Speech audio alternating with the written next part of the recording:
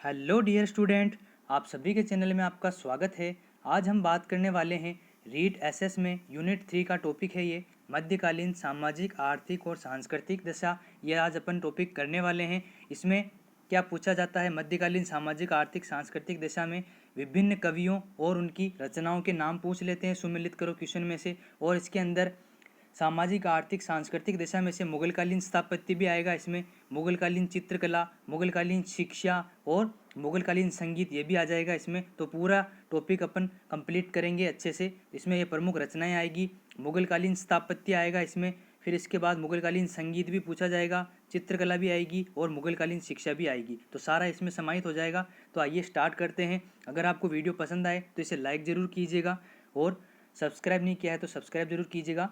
आइए स्टार्ट करते हैं। नहरें बनवाने वाला प्रथम सुल्तान गयासुद्दीन तुगलक था, लेकिन बड़े पैमाने पर जो नहरों का निर्माण करवाया था वो किसने कराया था? फिरोज शाह तुगलक द्वारा करवाया गया था। नहरें बनवाने वाला प्रथम सुल्तान कौन था? गयासुद्दीन तुगलक था, लेकिन बड़े पैमानों पर नहरों का निर्माण करवाया था फिरोज शाह तुगलक ने। मोहम्मद बिन तुगलक द्वारा नहरों से संबंधित एक नया विभाग दीवान ए अमीर खोला गया था तथा फिरोज तुगलक ने सिंचाई व्यवस्था को व्यवस्थित किया था। याद रखिएगा आप फैक्ट। अब देखते हैं अपन प्रमुख रचनाएं और उनके रचनाकार। हरिकेली नाटक किसके द्वारा लिखा गया है? हरिकेली नाटक याद रखिएगा विग्रहराज चतुर्थ द्वारा हरिकेली नाटक लिखा गया है। नवसाहसांक चरित के लेखक कौन है? पद्मगुप्त हैं नवसाहसांक चरित के लेखक। हम्मीर महाकाव्य किसके द्वारा रचित है? नयन चंद्र सूरी के द्वारा हम्मीर महाकाव्य रचित है। रावण वध किसकी रचना है? भट्टी की रचना है रावण वध। फिर इसके बाद आता है सम्रांगण सूत्रधार किसकी रचना है? राजा भोज की रचना है सम्रांगण सूत्रधार। फिर धोई की रचना है पवनदूत। दंडी की रचना क्या है? 10 कुमार चरित। दामोदर मिश्र की रचना है वाणी भूषण। भास्कराचार्य की रचना है लीलावती। चिकित्सा सार संग्रह किसकी रचना है? चक्रपाणि दत्त की रचना है चिकित्सा सार संग्रह। फिर इसके बाद आता है मालती माधव किसकी रचना है? भवभूति की रचना है मालती माधव। प्रबोध चंद्रोदय श्री कृष्ण मिश्र की रचना है। ललित विग्रहराज सोमदेव की रचना है। सरस्वती कंठाभरण राजा भोज की रचना है। विक्रमांक देव चरित ये बिल्हण की रचना है। नेषद चरित श्री हर्ष की रचना है। गीत गोविंद के रचयिता का नाम क्या है? जयदेव, यह आप सभी जानते हैं। प्रश्नोत्तरी मालिका के रचनाकार कौन है? अमोघ वर्ष हैं प्रश्नोत्तरी मालिका के रचनाकार। क्षेमेंद्र की रचना है वृहत कथा मंजरी। कथा सरित सागर के लेखक हैं सोमदेव। कर्पूर मंजरी के लेखक हैं राजशेखर। काव्य अनुशासन के रचयिता हैं हेमचंद्र और मिताक्षरा के रचयिता हैं विज्ञानेश्वर। तो ये प्रमुख रचनाएं थी और इनके रचनाकार हैं। अब थोड़ी और रचनाएं बची हैं। भास्कराचार्य की रचना है सिद्धांत शिरोमणि। राजा भोज की रचना है कूर्म शतक। पृथ्वीराज रासो किसने लिखा? चंद्र बरदाई ने, आप सभी जानते हैं। तहकीक ए हिंद की रचना किसकी रचना है? अलबरूनी की रचना है तहकीक ए हिंद। आयुर्वेद सर्वस्व किसकी रचना है? राजा भोज की। श्रृंगार प्रकाश भी राजा भोज की रचना है। मानसो उल्लास किसकी रचना है? सोमेश्वर तृतीय की रचना है मानसो उल्लास। ब्राह्मण सर्वस्व किसकी रचना है? हलायुद्ध की रचना है ब्राह्मण सर्वस्व। पृथ्वीराज विजय का लेखक कौन है? जयानक, आप सभी जानते हैं। कीर्ति कौमुदी के रचयिता हैं सोमदेव। फिर इसके बाद आता है राजतरंगिणी की रचयिता कौन है? कल्याण। कल्हण है राजतरंगिणी के रचनाकार कल्हण। फिर काव्यादर्श किसने लिखी थी? दंडी ने। इस प्रकार ये मोस्ट इंपॉर्टेंट रचनाएं थी और इनके रचनाकार थे। अब अपन पढ़ते हैं मुगल कला में स्थापत्य आएगा सामाजिक आर्थिक और सांस्कृतिक दशा में, मध्यकालीन सामाजिक आर्थिक सांस्कृतिक दशा में। तो पहले अपन इसमें स्थापत्य आएगा, फिर चित्रकला आएगी, फिर संगीत कला आएगा और फिर आएगा भाषा साहित्य। तो अपन स्टार्ट करते हैं मुगल स्थापत्य से। तो सबसे पहले मुगल शासक कौन था? बाबर था। तो बाबर ने क्या क्या निर्माण करवाया था? बाबर ने पानीपत में काबुली बाग मस्जिद का निर्माण करवाया था। पानीपत में काबुली बाग मस्जिद किसने बनाई थी? बाबर ने बनाई थी। और ये काबुली बाग मस्जिद जो है ईंटों से बनाई गई थी। संभल यूपी मस्जिद, संभल मस्जिद बनाई थी बाबर ने उत्तर प्रदेश में। लोधी किला बनाया था आगरा में। और जामा मस्जिद बनाई थी रोहिलखंड में। काबुली बाग की जो मस्जिद थी किससे बनाई गई थी? ईंटों से बनाई गई थी काबुली बाग की मस्जिद। और बाबर का जो सेनापति था मीर बाकी, इसने अयोध्या में क्या बनाई थी? बाबरी मस्जिद बनाई थी। याद रखिएगा अब, बाबर के सेनापति मीर बाकी द्वारा अयोध्या में बाबरी मस्जिद बनाई गई थी मीर बाकी द्वारा 1529 में। फिर इसके बाद दूसरे शासक आते हैं हुमायूं। हुमायूं द्वारा दिल्ली में दीनपनाह भवन का निर्माण करवाया गया था।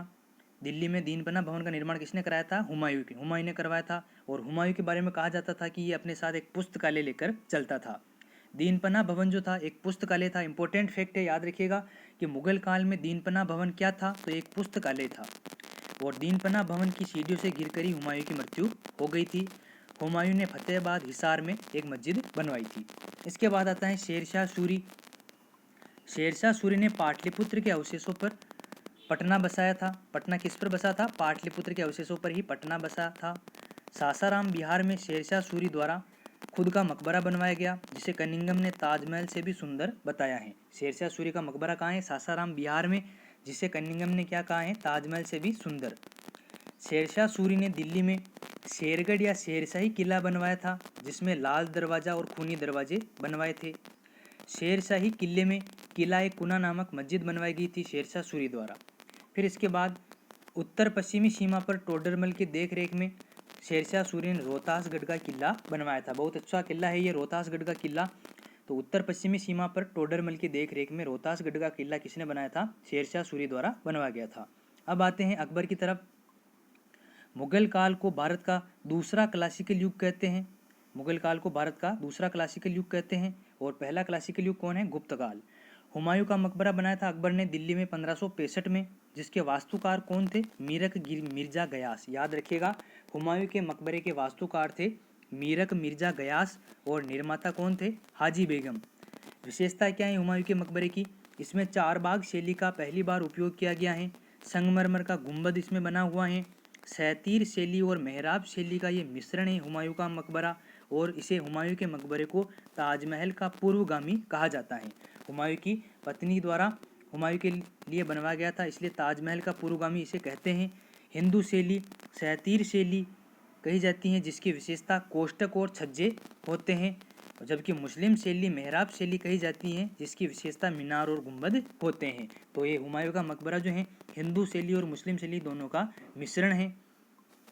हुमायूं का मकबरा जो है अकबर के शासनकाल में बनी पहली इमारत थी। याद रखिएगा, अकबर के शासनकाल में बनी पहली इमारत कौन सी थी? हुमायूं का मकबरा। इसे एक वफादार पत्नी की महबूबानी पेशकश माना जाता है। वफादार पत्नी की महबूबानी पेशकश माना जाता है हुमायूं का मकबरा। सर्वाधिक मुगल सम्राट जो हैं इसी हुमायूं के मकबरे में दफन हुए हैं। 1857 की क्रांति में बहादुर शाह द्वितीय को इसी मकबरे से गिरफ्तार किया गया था। लाल किला अकबर द्वारा लाल किला भी बनवाया गया था। इसे दिल्ली द्वार और अमर सिंह द्वार भी कहते हैं। लाल किले को क्या कहते हैं? दिल्ली द्वार और अमर सिंह द्वार भी कहते हैं। दिल्ली अकबर ने जो लाल किला बनाया था यह आगरा में बादलगढ़ के अवशेषों पर बनवाया गया था। याद रखिएगा, ये दिल्ली में नहीं है। अकबर द्वारा जो लाल किला बनाया गया था यह आगरा में बादलगढ़ के अवशेषों पर बनाया गया था। बादलगढ़ का किला 1504 में सिकंदर लोदी ने बनवाया था और यहीं पर आगरा बसा था। और आगरा के लाल किले का वास्तुकार आप याद रखिएगा कौन था? कासिम खान था आगरा के लाल किले का वास्तुकार। अब अपन अगले पे चलते हैं। फतेहपुर सीकरी। अकबर ने गुजरात विजय के बाद यहाँ निर्माण कार्य कराए, जिसमें जोधाबाई का महल प्रमुख था। फतेहपुर सीकरी में बनी यह पहली इमारत है तथा सबसे बड़ी इमारत थी। कौन सी? जोधाबाई का महल। आपसे पूछ लिया जाए कि फतेहपुर सीकरी में बनी पहली इमारत तथा सबसे बड़ी इमारत कौन सी थी? तो जोधाबाई का महल थी। इसके बाद आता है पंचमहल। इसे हवा महल भी कहा जाता था। और ये पंचमहल जो है ये बौद्ध विहारों से प्रेरित हैं। इसके बाद आता है तुर्की सुल्ताना का महल। तुर्की सुल्ताना का महल फतेहपुर सीकरी में बना हुआ है, जिसे क्या कहते हैं? मुगल स्थापत्य का मोती कहा था पर्सी ब्राउन ने। पर्सी ब्राउन ने तुर्की सुल्ताना के महल को मुगल स्थापत्य का मोती कहा था। फिर बिरबल महल भी फतेहपुर सीकरी में बना हुआ है, जो कि गुजराती शैली में बना था। खास महल ये अकबर का निजी आवास था। खास महल फतेहपुर सीकरी में। फिर दीवाने आम दीवाने खास भी बना हुआ था। और दीवाने खास में अकबर ने 1575 में इबादत खाना की स्थापना की थी। अकबर यहाँ धर्म गुरुओं से चर्चा करता था दीवाने खास में, और यहीं पर अकबर ने अपना खुतबा पढ़ा था।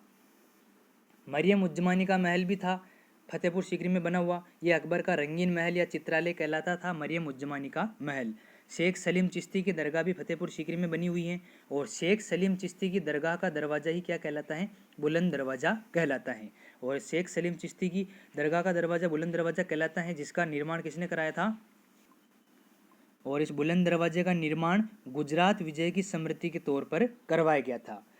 फर्ग्यूसन ने फर्ग्यूसन का कहना है कि फतेहपुर सीकरी जो है ये महान मस्तिष्क की उपज है।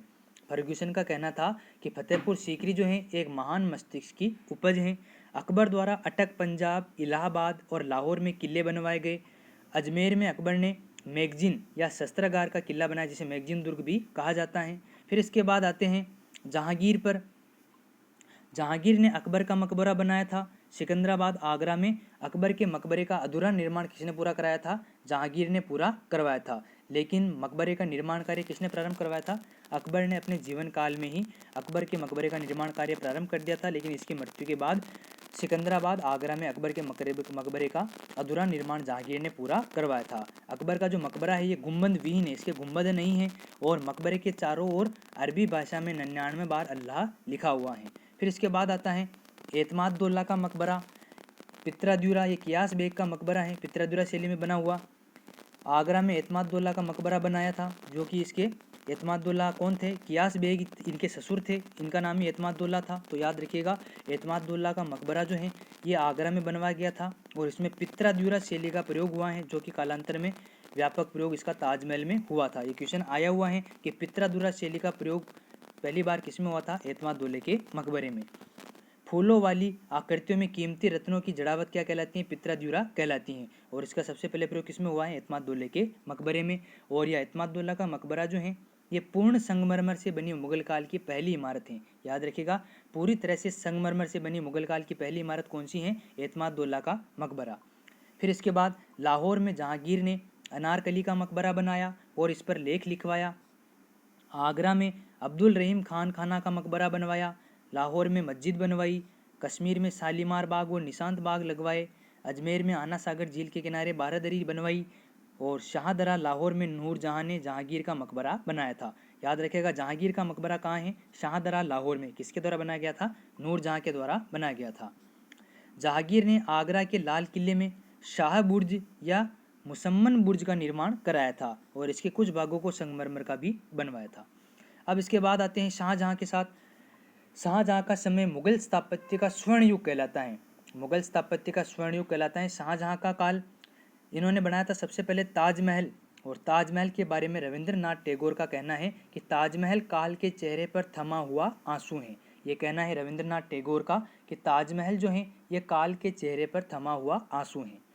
लेनपुल ने कहा था ताजमहल के बारे में कि ताजमहल वह हसीन ख्वाब है जिसे ईश्वर ने देखा और इसका निर्माण देवताओं ने किया था। और इस ताजमहल के वास्तुकार कौन थे? याद रखिएगा, उस्ताद अहमद लाहौरी ताजमहल के वास्तुकार थे, उस्ताद अहमद लाहौरी।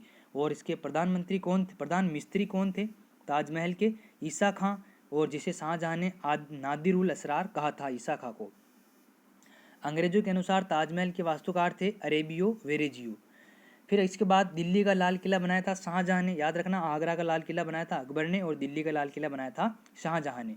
दिल्ली के लाल किले का शिल्पकार कौन था? हमीद अहमद था। शाहजहां ने शाहजहानाबाद नगर बसाया और लाल किले का निर्माण कराया था। यहाँ पर दीवाने आम और दीवाने खास बनवाए। दीवाने खास में अमीर खुसरो की पंक्तियाँ लिखवाई। घर फिरदौस बर रूह जमी अस्त, हमी अस्त, हमी अस्त, हमी अस्त। अगर धरती पर कहीं भी स्वर्ग है तो भारत में ही है, यही है, यही है, इसका ये अर्थ होता है। फिर इसके बाद बेबादल की देख रेख में मयूर सिंहासन, जिसे तख्ते ताउस भी कहा जाता है, इसका निर्माण करवाया था। तो याद रखना कि शाहजहां द्वारा मयूर सिंहासन का निर्माण किसके देखरेख में करवाया गया था? तो बेबादल की देखरेख में। इसे दीवाने आम में रखवाया गया। मोहम्मद शाह रंगीला के समय 1739 में नादिर शाह मयूर सिंहासन और कोहिनूर हीरा अपने साथ ईरान ले गया था। जब मोहम्मद शाह मुगल बादशाह था मोहम्मद शाह, इसके समय 1739 में नादिर शाह ने आक्रमण किया था, और ये अपने साथ मयूर सिंहासन भी ले गया और कोहिनूर हीरा भी अपने साथ ईरान ले गया। शाहजहां ने आगरा के लाल किले में मोती मस्जिद बनवाई थी। दिल्ली में शाहजहां ने जामा मस्जिद बनाई, और इसके लिए मस्जिद के लिए मौलवी कहाँ से बुलाए गए थे? मध्य एशिया के बुखारा से बुलवाए गए थे। इसलिए आज जामा मस्जिद का इमाम क्या कहलाता है? बुखारी कहलाता है। फिर इसके बाद आते हैं औरंगजेब। औरंगजेब ने औरंगाबाद में पत्नी रबिया दुर्रानी का मकबरा बनाया था। औरंगजेब द्वारा औरंगाबाद महाराष्ट्र में पत्नी रबिया दुर्रानी का मकबरा बनाया गया था। इसे दक्षिण का ताजमहल कहते हैं। रबिया दुर्रानी के मकबरे को क्या कहते हैं? दक्षिण का ताजमहल कहते हैं, और इसे ताजमहल की घटिया नकल भी कहा जाता है। औरंगजेब ने दिल्ली के लाल किले में मोती मस्जिद भी बनाई थी। ये तो हो गई मुगलकालीन स्थापत्य कला। अगर आपको वीडियो पसंद आया तो लाइक ज़रूर कीजिएगा, बहुत मेहनत लगती है वीडियो बनाने में, नोट्स बनाने में, तो आप सपोर्ट कीजिएगा। मिलते हैं अगले वीडियो में। जय हिंद, जय भारत।